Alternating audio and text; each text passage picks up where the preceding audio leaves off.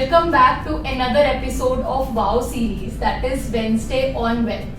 I am Nidhi Manchanda, a certified financial planner and head of training and development at Fintu. In our last video, we talked about unlisted equities and we discussed what is unlisted equity, what is the return potential, what is the risk associated with it, how unlisted stocks are taxed, and who should invest into unlisted stocks. So if you have not watched that video, please first watch that video to understand about unlisted equity. In today's video, we'll specifically talk about our top 5 recommendations for unlisted stocks. The first one is Fino Payments Bank. It is a scheduled commercial bank serving emerging Indian market with its digital-based financial services. The company is a wholly owned subsidiary of Fino Paytech and is backed by investors like Blackstone, ICICI Group, Bharat Petroleum and IFC. It also offers a range of financial products and services primarily in the digital space. Fino Payment Bank is also considering merging its holding company into the bank, and a merger of Fino Paytech with its payment bank would help shareholders realize value. The bank made profits in Q4 of financial year 20 and has remained profitable since then. This makes FPBL the first profitable fintech to file for an IPO. Its revenue for financial year 21 stood at 791 crores that grew at a CAGR of 29% in the last 3 years. The bank registered a profit of 20.5 crores in the financial year 21 with an annual average ROE of 15%. Moving on to our second recommendation, it's Hero FinCorp, that is HFCL. Now HFCL was set up in 1991, undertakes bill discounting for HMCL's vendors and suppliers apart from retail financing of HMCL two-wheelers, corporate lending to mid-sized clients and small and medium enterprises, and the operating lease business.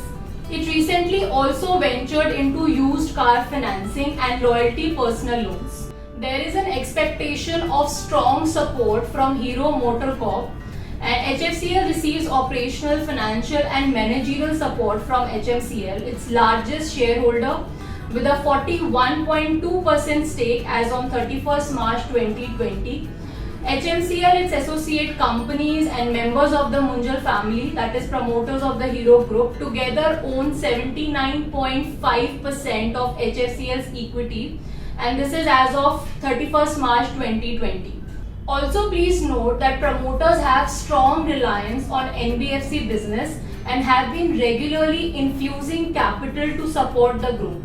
Talking about capitalization, HFCL is well capitalized as reflected in its net worth of rupees 4,471 crores and overall capital adequacy ratio of 19.6% of risk-weighted asset as on 31st March 2020. Healthy internal accruals and regular capital infusion supports the capital profile. On a consolidated basis, HFCL reported a profit after tax of 277 crores and total income of rupees 3,855 crores for fiscal 2020, as against a profit after tax of 244 crore and total income of 2,518 crores in the previous fiscal. So this was our second recommendation. Our third recommendation is Reliance Retail. Reliance Retail is a unit of Reliance Retail Ventures Limited, which in turn is a subsidiary of Reliance Industries. If we talk about the contribution, then Reliance Retail contributes about 30% of RIL's revenue. It is the fastest growing segment for the group currently. The company opened 123 new stores with approximately 700 stores ready for fit out, while online revenue rose to 20% from 4% last year, indicating over 8 times of growth with its recent online foray. Despite the severe impact of the lockdown, Reliance Retail has delivered a good performance. The company is also looking to launch and scale up new business, build a marketplace, drive products, via a digital subscription and ramp up in beauty, Urban Ladder and Zivame. Also, it has recently completed the Just Dial acquisition and initiated actions on business plans. So, if you are looking forward to invest into unlisted stock, then definitely you can invest in Reliance Retail. Coming to our fourth recommendation, Tata Technologies. Now, Tata Technology is a global engineering and product development digital service company. There are two components to the company's value proposition. The first one being outsourced product engineering services for their clients, helping them conceptualize, design and develop better products.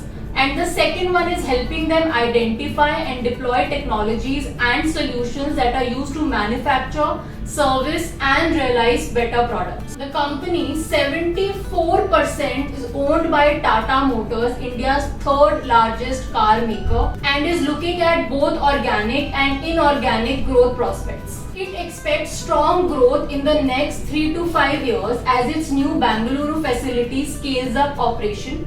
The company is ramping up operations of its new software engineering center at Bangalore as well, which was inaugurated in October 2020. The facility, set up in collaboration with UK-based JKN Automotive, currently has a headcount of 100. Our last recommendation is Motilal Oswal Home Finance.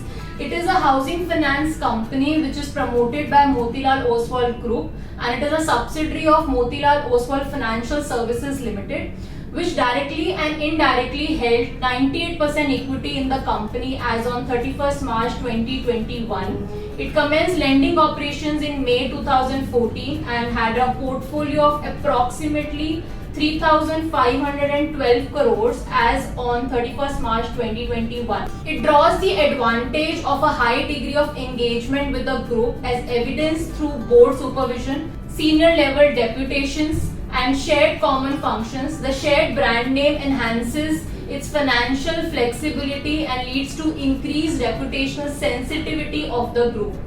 It has a healthy capitalization profile where the capital adequacy ratio of 50% as on 31st March 2021.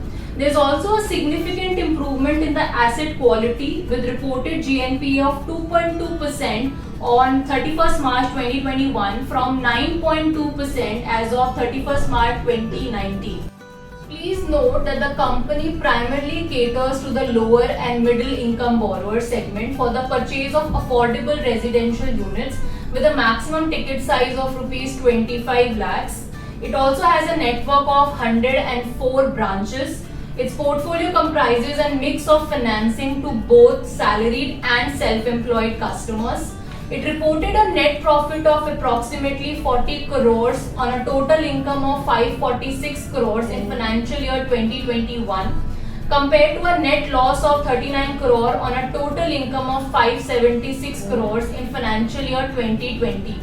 As of 31st March 2021, the net worth stood at 910 crores. So these are the 5 recommendations on unlisted stocks, and if you are looking forward to invest into unlisted stocks, then you can consider these options. But please note that, as I mentioned in our last video as well, investors with high aggressive risk profile should only invest into unlisted stocks. For any further questions and query on this, feel free to get in touch with our finance experts. And for more such videos, do subscribe to our channel.